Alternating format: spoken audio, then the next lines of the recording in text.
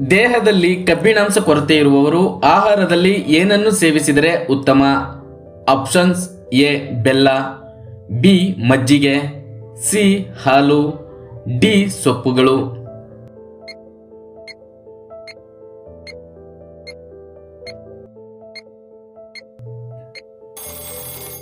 ಸರಿಯಾದ ಉತ್ತರ option A ಬೆಲ್ಲ. ನೀವು ಹೆಚ್ಚಾಗಿ ನೀರು ಕುಡಿಯುತ್ತಿಲ್ಲ ಅಂದ್ರೆ ಈ ಸೂಚನೆ ಕಂಡುಬರುತ್ತದೆ. ಆಪ್ಷನ್ಸ್: ಎ ಒಣಗಿದ ತುಟಿ, ಬಿ ವಯಸ್ಸಾದಂತೆ ಕಾಣುವುದು, ಸಿ ಹಳದಿ ಮೂತ್ರ, ಡಿ ತಲೆ ಸುತ್ತು.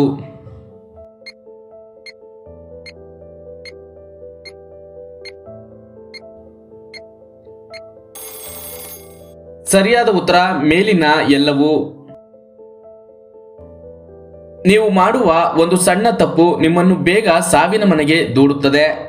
ಆಪ್ಷನ್ಸ್: ಎ ಅತಿಯಾದ ಆಹಾರ, ಬಿ ತಡವಾಗಿ ಮಲಗುವುದು, ಸಿ ಹೆಚ್ಚು ಫೋನ್ ಬಳಕೆ, ಡಿ ಒತ್ತಡ.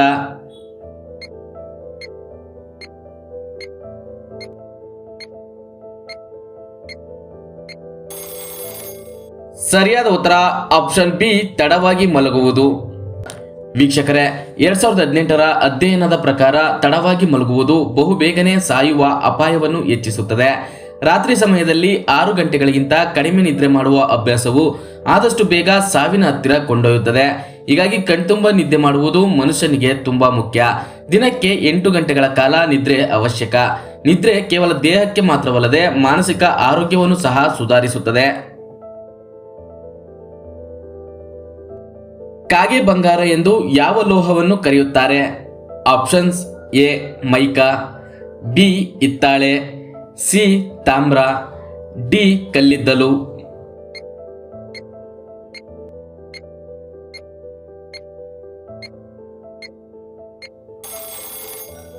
ಸರಿಯಾದ ಉತ್ತರ ಆಪ್ಷನ್ ಬಿ ಮೈಕಾ ಅಥವಾ ಅಬ್ರಕ. ವೀಕ್ಷಕರೇ, ಅಬ್ರಕ ಅಥವಾ ಮೈಕಾವು ನಾನ್ ಫೆರಸ್ ಖನಿಜವಾಗಿದೆ. ಅಂದ್ರೆ ಇದು ಲೋಹವಾಗಿದೆ, ಆದರೆ ಇದು ಕಬ್ಬಿಣವನ್ನು ಹೊಂದಿರುವುದಿಲ್ಲ. ಇದು ಪಾರದರ್ಶಕ, ಶಾಖ ನಿರೋಧಕ ಮತ್ತು ಹೊಳೆಯುವ ಸಿಲಿಕೇಟ್ ಖನಿಜವಾಗಿದ್ದು ಮುತ್ತಿನ ಅಥವಾ ಗಾಜಿನ ಹೊಳಪು ಹೊಂದಿದೆ. ಹೀಗಾಗಿ ಅಬ್ರಕವನ್ನು ಕಾಗೆ ಬಂಗಾರ ಎಂದು ಕರೆಯಲಾಗುತ್ತದೆ. ಮನುಷ್ಯರು ಹೇಳುವ ಸುಳ್ಳನ್ನು ಕಂಡುಹಿಡಿಯುವ ಯಂತ್ರ ಯಾವುದು? Options: A holograph, B polygraph, C talligraph, D ಕಾಲಿಗ್ರಾಫ್.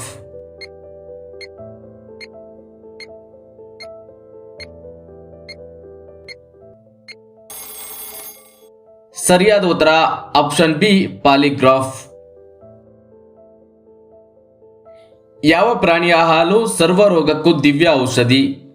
Options: A ಹಸು, ಬಿ ಕುದುರೆ, ಸಿ ಮೇಕೆ, ಡಿ ಕತ್ತೆ.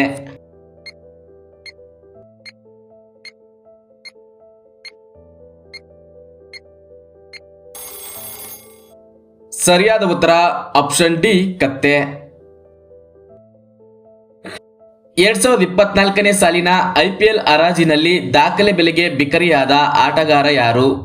Options: A Pat Cummins, B Mitchell Starc, C Daryl Mitchell, D Rachin Ravindra.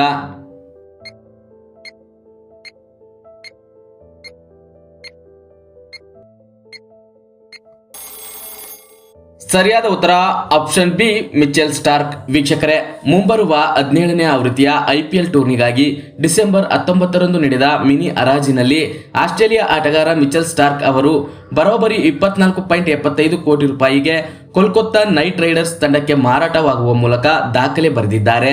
IPL ಇತಿಹಾಸದಲ್ಲೇ ಇದು ದಾಖಲೆಯ ಮೊತ್ತವಾಗಿದೆ.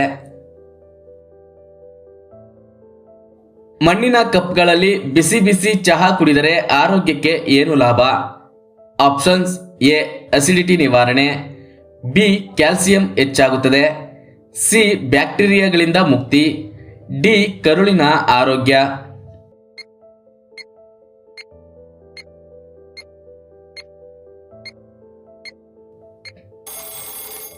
ಸರಿಯಾದ ಉತ್ತರ ಮೇಲಿನ ಎಲ್ಲವೂ.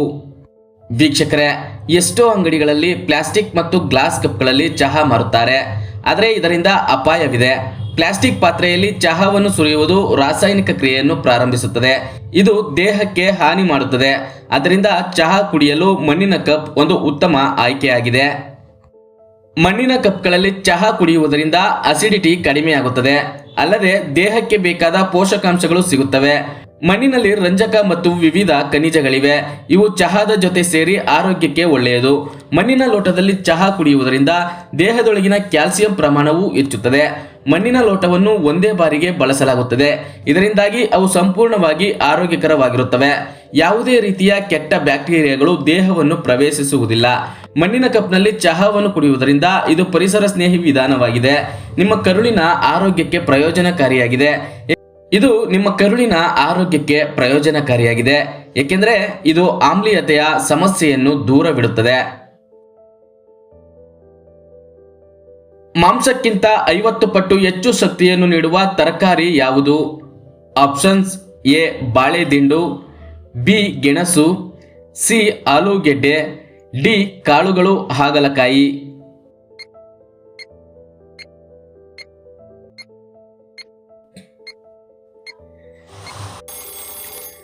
ಸರಿಯಾದ ಉತ್ತರ ಆಪ್ಷನ್ ಡಿ ಕಾಳುಗಳು ಮತ್ತು ಹಾಗಲಕಾಯಿ.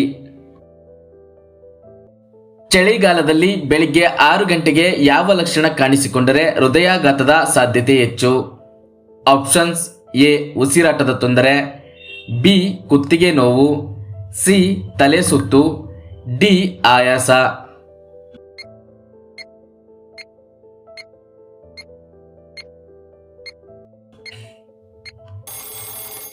ಸರಿಯಾದ ಉತ್ತರ ಮೇಲಿನ ಎಲ್ಲವೂ. ವೀಕ್ಷಕರೇ, ಬೆಳ್ಳಂಬೆಳಿಗ್ಗೆ ನಿಮ್ಮ ದೇಹದಲ್ಲಿ ಈ ಲಕ್ಷಣಗಳು ಕಾಣಿಸಿಕೊಂಡರೆ ತುಂಬಾ ಎಚ್ಚರದಿಂದಿರಿ. ಯಾವುದನ್ನು ಲಘುವಾಗಿ ಪರಿಗಣಿಸಬೇಡಿ.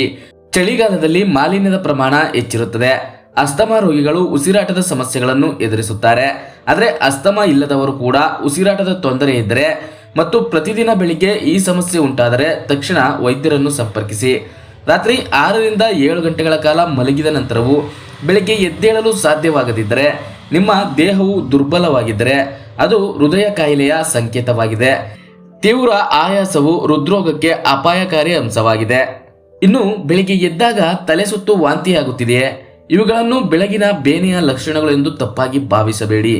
ಮೆದುಳಿನಲ್ಲಿ ಕಳಪೆ ರಕ್ತ ಪರಿಚಲನೆಯಿಂದಾಗಿ ಚಳಿಗಾಲದಲ್ಲಿ ಇಂತಹ ರೋಗ ಲಕ್ಷಣಗಳು ಬೆಳಿಗ್ಗೆ ಕಾಣಿಸಿಕೊಳ್ಳುತ್ತವೆ. ಆದ್ದರಿಂದ ಅಂತಹ ಲಕ್ಷಣಗಳನ್ನು ಲಘುವಾಗಿ ತೆಗೆದುಕೊಳ್ಳಬೇಡಿ.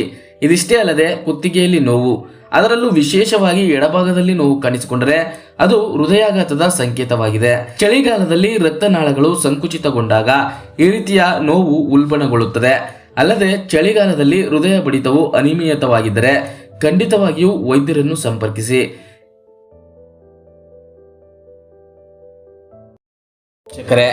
ಈ ವಿಡಿಯೋ ನಿಮಗೆ ಇಷ್ಟವಾಗಿದ್ರೆ ಒಂದು ಲೈಕ್ ಮಾಡಿ ಹಾಗೂ ನಿಮ್ಮ ಅನಿಸಿಕೆಯನ್ನು ಕಮೆಂಟ್ ಬಾಕ್ಸ್ ನಲ್ಲಿ ತಿಳಿಸಿ ಹಾಗೂ ನಮ್ಮ ಚಾನೆಲ್ಗೆ ಸಬ್ಸ್ಕ್ರೈಬ್ ಆಗಿ.